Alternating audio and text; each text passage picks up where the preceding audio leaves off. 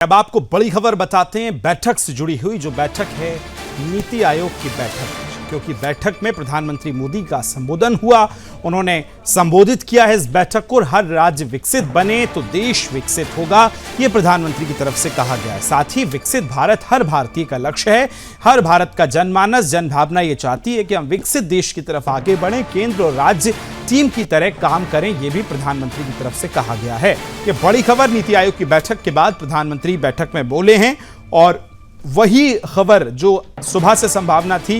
उन्होंने कहा कि हर राज्य और परस्पर संबंध के साथ हमें आगे बढ़ना पड़ेगा, तब हम एक विकसित देश की कल्पना और विकसित देश के पथ पर आगे बढ़ सकते हैं। प्रधानमंत्री ने क्या कुछ कहा वो भी आपको सुनवाएंगे।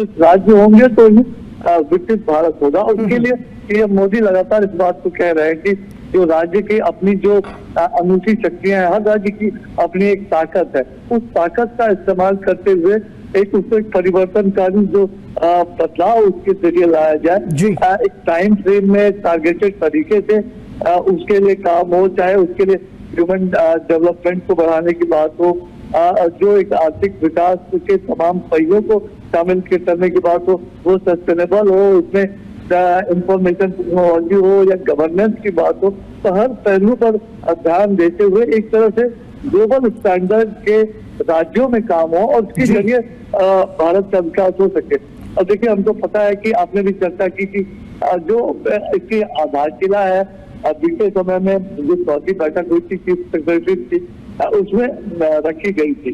उसमें कई विषय थे, चाहे वो टीयर 2 टीयर 3 सिटीज में मैन्युफैक्चरिंग को स्टैब्लिश करना हो, जो छोटे शहर है देश के, वहाँ सर्विसेज को